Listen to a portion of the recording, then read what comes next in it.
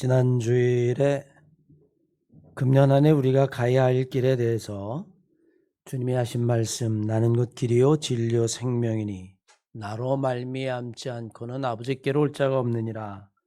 그 말씀, 그 요한복음의 말씀을 가지고 묵상을 하였죠. 많은 사람들이 간다고 해서 길이 아니라 그 길은 옳은 길, 진리의 길이어야 합니다. 때로는 우리가 그 길이 옳은 길인지 정말 진리의 길인지 알 수 없을 때, 그럴 때 우리는 그 길이 정말 생명을 살리는 길인지 아니면 오히려 생명을 죽이는 길인지를 생각해 보라고 말씀드렸습니다. 오히려 주님은 복음서 말씀에 생명의 길은 좁고 험해서 많은 사람들이 그 길로 가지 아니한다.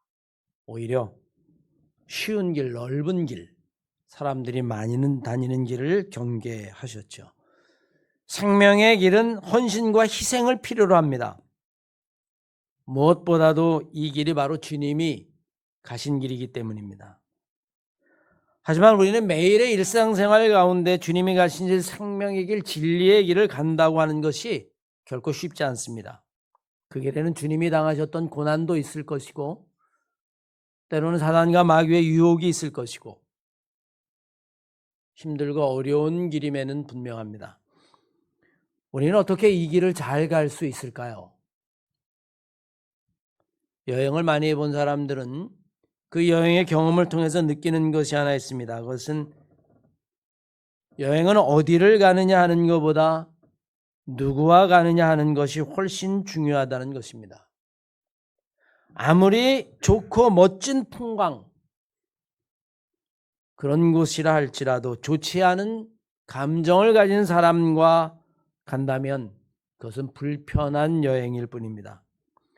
반대로 고생스러운 여행이라 할지라도 마음이 맞고 의기가 통합하고 그리고 돌봐주고 또 돌봄을 받는 사람과의 여행이라면 그 여행은 즐겁고 행복한 여행입니다.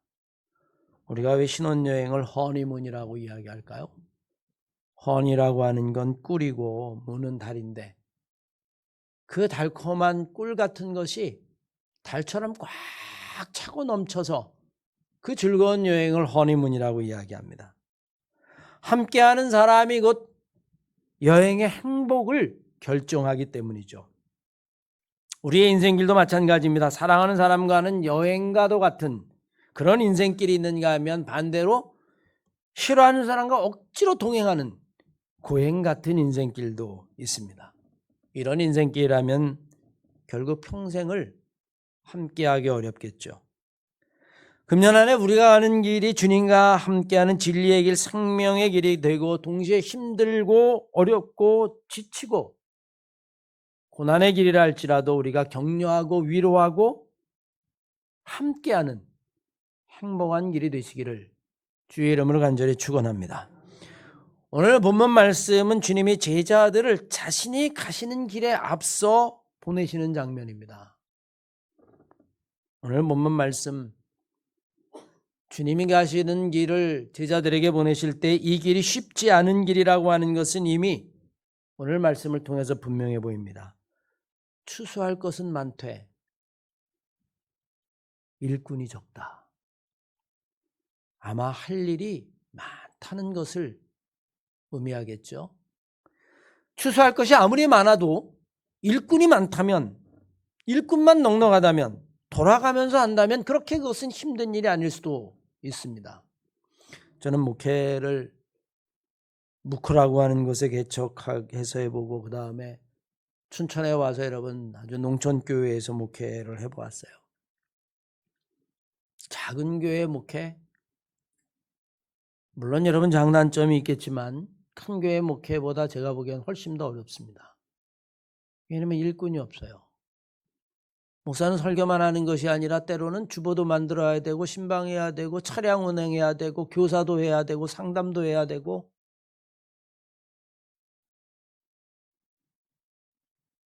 혼자 다 해야만 합니다.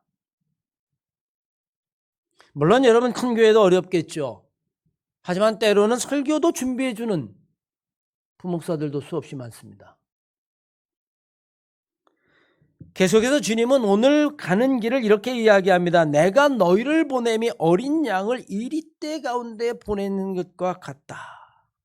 아니, 양을 이리양 가운데 보내면 여러분 어떻게 되겠어요? 잡아먹히겠죠. 요행이 살아남는다 할지라도 큰 위험을 감수해야 될 겁니다. 주님이 제자들을 보내면서 과연 이들이 이 길을 견뎌낼 수 있을까? 무사히 마지막까지 목적지에 도착할 수 있을까? 하는 염려와 걱정도 오늘 본문 말씀에 엿보입니다. 그러나 힘들다고 해서 어린 양을 이리떼 가운데 보내는 것과 같다 해서 이 길을 안 갈 수는 없는 거예요.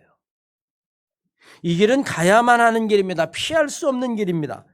이 길은 어쩌면 이 땅에 있는 교회들이 걸어온 길이고 신앙의 사람들이라면 예수 그리스도를 따라서 가는 믿음의 길이고 순례의 길입니다.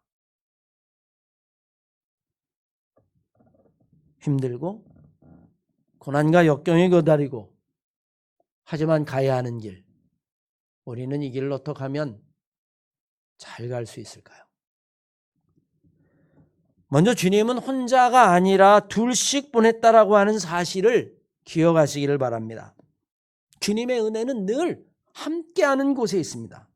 오늘 본문 말씀과 비슷한 말씀이 마가복음에도 기록이 되어 있는데요.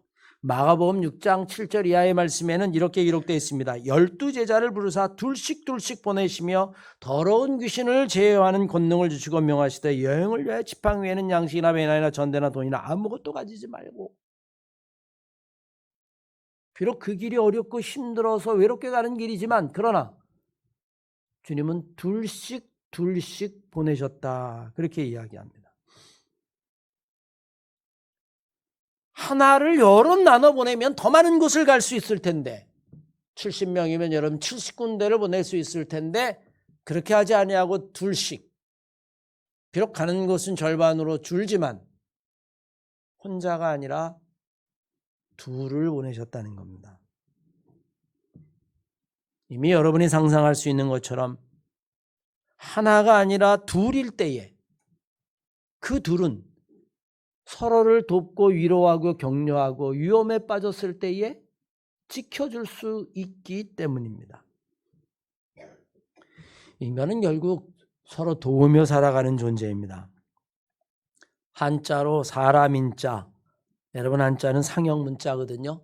모양을 가지고 글씨를 내는 것이 상형문자라고 하는데 한자의 사람인자는 작대기 2개를 갖다가 기대 놓은 거예요. 사람은 그렇게 기대어 살아야 된다는 겁니다. 함께 의지하며 살아야 한다라고 하는 이야기죠. 심지어는 우리가 아무도 없는 혼자인 것 같아도 성경은 절대로 그렇게 말하지 않습니다. 내가 너와 함께 함이라 그렇게 말씀하십니다. 너가 혼자가 아니다. 하나님이 함께 하신다. 감리교 운동을 시작한 요한 웨슬레도 그가 마지막 순간에 세상에서 가장 소중하고 귀한 것이 하나 있다면 그것은 다름이 아니라 하나님이 우리와 함께 하심이라. 여러분 그렇게 고백했어요. 성탄절을 지난 지 얼마 되지 않았습니다. 주님이 이 땅에 오실 때도 천사가 아들을 낳으리니 이름을 예수라 하라. 임마누엘의 은혜. 이를 번역하면 하나님이 우리와 함께 하신다. 기독교 신앙의 핵심이 뭔지 아십니까? 그것은 성부와 성자와 성령 삼위일체 하나님을 믿는 거예요. 하나님은 한 분이시기도 하지만 동시에 삼위이기도 하십니다. 함께 하시는 하나님.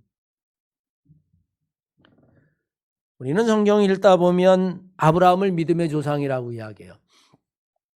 갈대아 우르라고 하는 곳으로 그곳으로 불러내셔서 가나안을 향하 가게 하십니다. 낯선 곳으로 가요. 아무도 모르는 곳으로 갑니다. 그런데 여러분 그 창세기를 읽어보면 롯이라고 하는 조카가 동행을 해요. 하나님이 아브라함을 부르셨지만 그 길이 아마 낯설고 힘들고 때로는 외로울 것 같아서 그의 조카 롯과 함께 가게 하셨나 보다. 출애굽기를 읽어보면 여러분 모세라고 하는 인물이 등장하죠. 이스라엘 백성들을 애굽에서 구해낸 선지자입니다. 바로에게 가라라고 이야기했더니 모세도 두려워합니다. 바로는 나를 잡아 죽이려고 하는데 내가 어떻게 그에게로 가겠습니까? 또 나는 말을 할 줄 모릅니다. 그때 여러분 하나님이 모세에게 뭐라고 말씀하시죠? 걱정하지 마라. 내가 너와 함께할 자를 하나 보내겠다. 아론과 함께 가라. 아브라함도 모세도 위대한 선지자이고 위대한 믿음의 조상이었음에도 불구하고 그 옆에는 늘 함께하는 사람이 있었다라고 하는 사실이에요. 여러분이 함께라고 하는 말은 하나님의 구원의 사역의 가장 핵심적인 단어라고 하는 사실을 여러분 결코 잊어서는 안 됩니다. 내가 너와 함께함이라 두려워하지 말라. 내가 주명하여 불렀다. 아브라함 롯과 함께해라. 모세 아론과 함께해라. 금년 안에 우리가 가야 할 길이 혼자 가는 길이 아니라 함께하는 길이 되시기를 바랍니다. 하나님과 함께하고 믿음의 동역자와 함께하고 신앙의 역사와 함께하고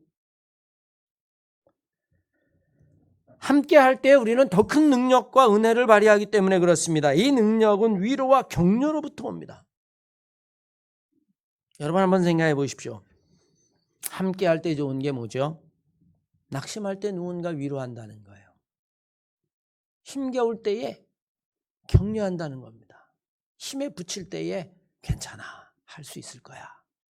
힘을 내봐. 미국의 탁월한 연설가이며 리더십 전문가인 존 맥스웰이라고 하는 사람이 격려라고 하는 책을 썼죠. 여러분 그 책에 보면 다음과 같은 이야기가 있습니다. 샌프란시스코의 한 학교에서 교장 선생님이 프로젝트 하나를 진행하려고 합니다. 다름이 아니라 수십 명의 교사들 가운데에 3명의 교사를 딱 뽑았어요. 그리고 뭐라고 이야기하냐면 선생님들은 우리 학교에서 가장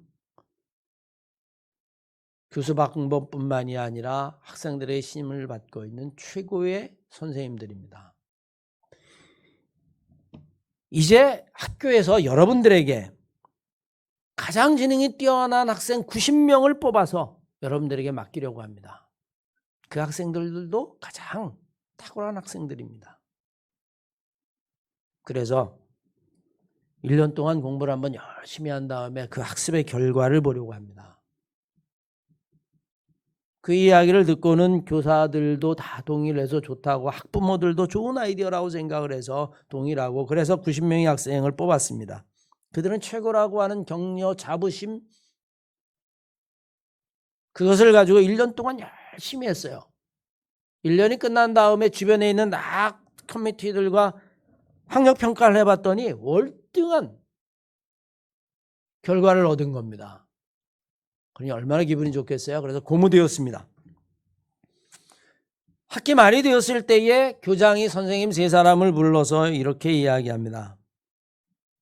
사실 고백할 것이 하나 있습니다. 여러분들이 가르쳤던 학생들 90명은 가장 탁월한 학생들이 아니었습니다. 보통 학생들 그냥 무작위로 뽑은 겁니다. 그러자 교사들이 깜짝 놀랐어요. 그런 결과를 얻었다는 거. 그리고는 이제 이렇게 생각합니다. 그래요? 그러면 우리들이 잘 가르쳤나 보죠. 네, 새 선생님들이 워낙 탁월하니까. 그러자 교장이 그런데 한 가지 더 고백할 게 있습니다. 선생님들도 탁월한 선생님이 아니었습니다. 그냥 머리 끝자 따라서 알파벳 순으로 뽑은 거에 불과합니다.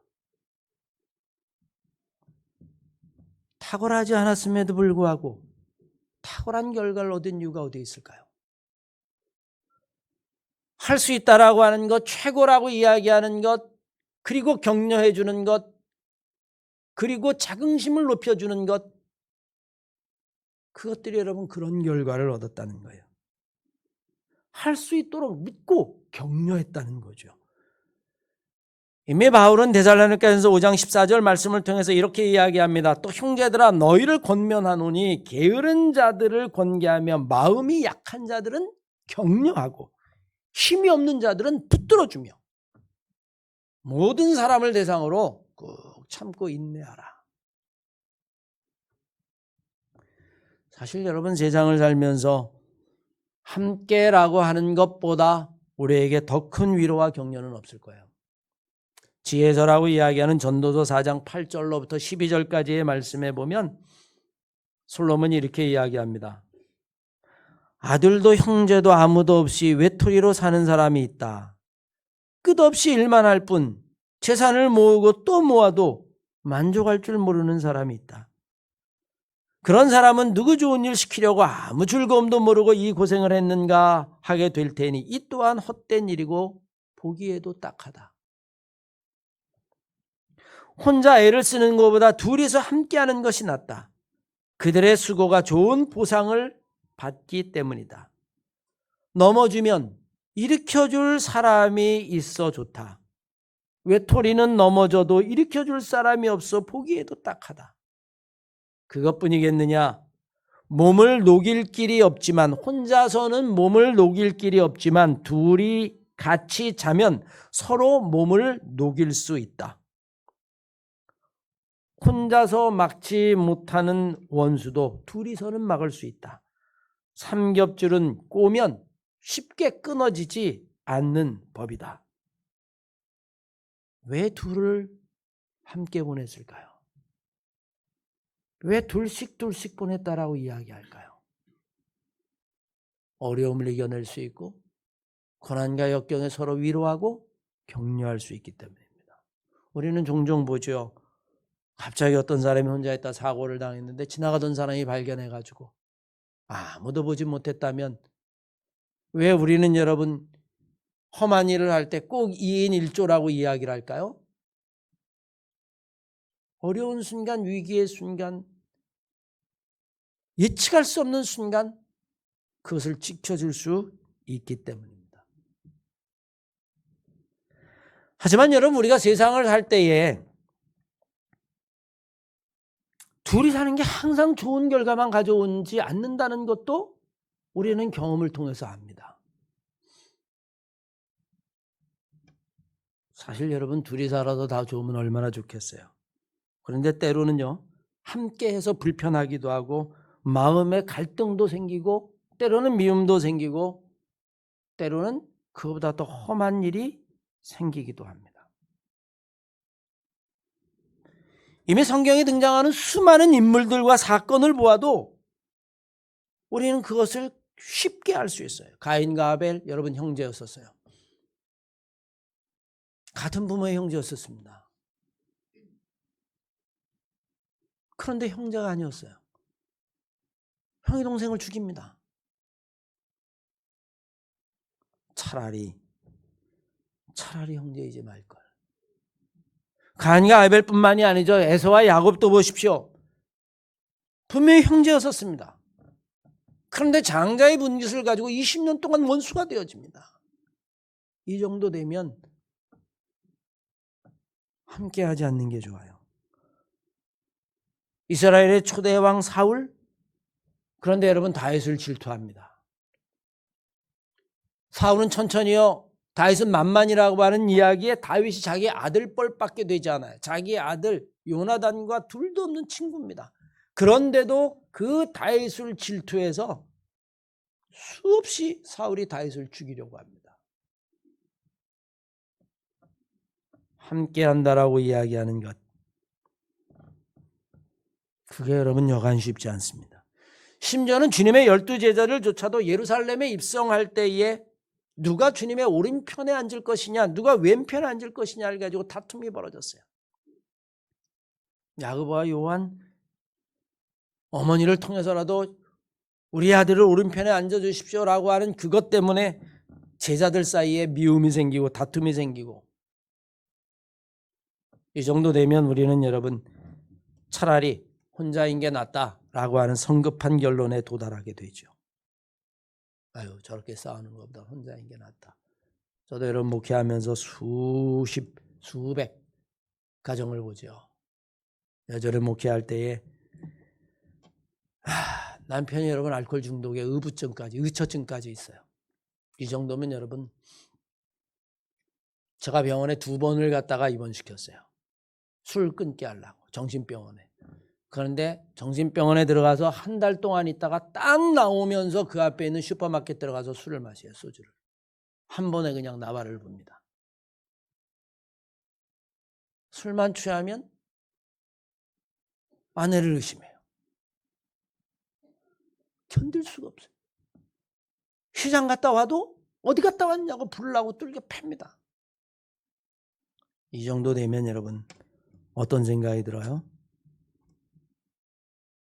차라리 혼자인 게 낫겠다. 누가 둘이 좋은 거 모르냐? 우리는 여러분 그런 결론에 도달하게 되죠.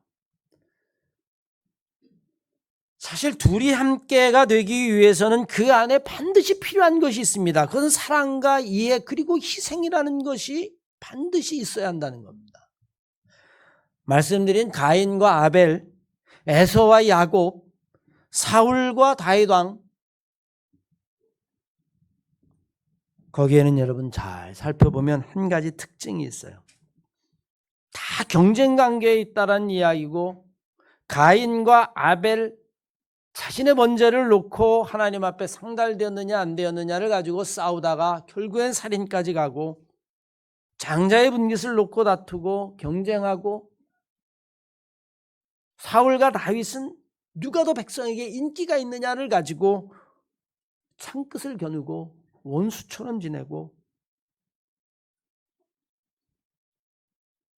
사랑 그리고 그 안에 이해 그리고 배려가 없다면 우리는 여러분 함께라고 하는 이 아름다운 단어를 우리는 이루지 못할 겁니다. 오늘날 우리가 사는 세상이 이토록 험해지는 이유가 어디 있을까요? 모든 것들을 다 경쟁으로 생각하기 때문입니다. 결국 누구도 행복하지 않고 누구도 아무것도 이루지 못하는 그런 세상이 되어버리고 말아요.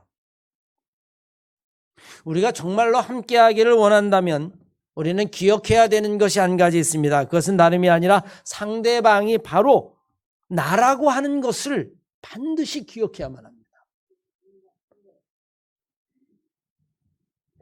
상대방이 아프면 나도 아프다. 상대방이 기분 나쁘면 나도 기분 나쁘다. 상대방이 행복하면 나도 행복하다. 우리는 여러분 그것을 공감이라고 이야기할 수도 있고, 아니면 배려라고 이야기할 수도 있고, 아니면 그것을 사랑이라고 이야기할 수도 있고, 수많은 것으로 이야기할 수 있을지 몰라요. 그런데 주님은 우리에게 딱 한마디로 말씀하십니다. 마태복음 7장 12절 이하의 말씀에 보면, 다른 사람이 너희에게 해주었으면 하는 대로 너희가 다른 사람에게 그렇게 해주어라. 이것이 너희들이 아는 율법, 이것이 너희들이 아는 예언서의 정신이다. 여러분, 아브라함과 롯에 관한 이야기를 드렸어요. 아브라함이 혼자 가는 게 힘드셔서 롯을 데려갔는지 모르겠습니다. 가나안에 들어가서 아브라함과 롯이 점점 번성하기 시작합니다. 처음에는 다투지 않았는데 재물이 많아지니까, 양떼가 늘어나니까 다투기 시작한 거야. 왜? 우물은 하나인데 먹여야 될 양은 점점 많아지니까 아브라함의 종들과 롯의 종들이 싸우기 시작합니다. 이제 이게 애들 싸움이 어른 싸움으로 바뀔 형편이 되었어요. 여러분 어떻게 해야 될까요? 아브라함이 결심을 합니다. 롯을 불러놓고 이렇게 이야기해요. 롯아, 이렇게 다투는 것이 좋겠냐? 여기까지 우리가 함께 왔는데 너가 가고 싶은 것을 먼저 선택해라. 네가 오른쪽으로 가면 나는 너의 반대편 왼쪽으로 갈 거고, 네가 왼쪽으로 가면 내가 오른쪽으로 가겠다. 여러분, 이 이야기는 아브라함이 자기가 그러고 싶었을 겁니다. 자기가 좋은 것을 먼저 선택하고 싶었을 거예요. 그런데 아브라함은 자기가 그 길을 택하지 아니하고 여러분 롯에게 양보합니다. 아랫사람이고 족하니까 여러분, 자, 네가 먼저 선택을 해라. 자기가 그렇게 대접받고 싶은 것을 조카에게 먼저 준 거예요. 롯이 바라보니까 소할 땅이 정말 기름지고 저기만 가면 양떼들이 물 걱정하지 아니하고 초목 걱정하지 아니하고 잘 자랄 것 같으니까 내가 소할로 가겠습니다 라고 이야기합니다. 성경에 보면 그곳이 기름져 보였다라고 이야기합니다. 여러분, 아브라함이 나이도 들었는데 얼마나 어머했겠어요? 마음이 빈 것 같기도 한 그 아브라함에게 하나님이 꿈에 나타나십니다. 아브라함아, 아브라함아, 두려워하지 마라. 네가 아무것도 가지지 못한 것처럼 두려워하지 마라. 보아라, 내가 훗날 너의 자손을 하늘의 별같이 바다의 모래같이 넘치도록 축복할 것이다. 자기가 대접받고 싶은 대로 롯에게 선택권을 주고 그에게 양보했더니 하나님이 아브라함을 택하셔서 아브라함에게 복을 주시고 더 큰 은혜를 주신 것을 우리는 분명히 기억해야만 합니다. 너가 대접받고 싶은 대로 대접하라. 그게 여러분 우리가 함께 갈 수 있는 영적인 비결이고 주님의 말씀이라는 겁니다. 아프리카 속담 가운데에 빨리 가려면 혼자 가라, 그러나 멀리 가려면 함께 가라라는 말이 있죠. 여러분, 빨리 가고 싶으십니까? 아니면 멀리 가고 싶으십니까? 오늘날 우리가 사는 세상은요, 모두가 빨리 가는 데 익숙해져 있습니다. 남이야 쓰러지던 말든 기진에서 낙오하면 손을 내밀어 붙잡아 주기는 고사하고 오히려 모르는 척하고, 그래 이제는 경쟁자가 하나 낙오했으니 내 가는 길이 더 빨라지겠구나. 이런 세상은 결국엔 내가 쓰러져도 낙오해도 아무도 나에게 손을 내밀지도 붙잡아 주지도 않는 세상입니다. 남을 이기려는 듯이 빨리 가는 세상이기 때문에 늘 인생이 불행할 수밖에 없죠. 가장 먼저 가서 가장 먼저 차지해도 행복하지 않아요. 왜? 나눌 사람이 없습니다. 그 기쁨을 나눌 사람이 없어요. 뒤에 보면 누가 쫓아오면 이것 뺏을까 봐 또 먼저 빨리 달려만 가야 하는, 어쩌면 그것이 인생을 살아가는 현대인의 길인지도 몰라요. 사랑하는 한마음교회 성도 여러분, 이제 우리가 가는 길은요, 혼자 빨리 가는 길을 가지 맙시다. 오히려 함께 손잡고 멀리, 정말 멀리 평생 갈 수 있는 그 믿음의 길, 그 신앙의 길을 우리는 가야만 합니다. 내가 넘어지면 여러분이 저를 잡아주세요. 여러분들이 넘어지면 제가 여러분들을 일으켜 세우겠습니다. 그리고 함께 가는 겁니다. 주님이 둘을 함께 보내신 것처럼 너희들이 넘어지면 붙잡아주고 일으켜 세워주고 아프면 돌봐주고, 그래야 너희들이 이 길을 갈 수 있지 않겠냐.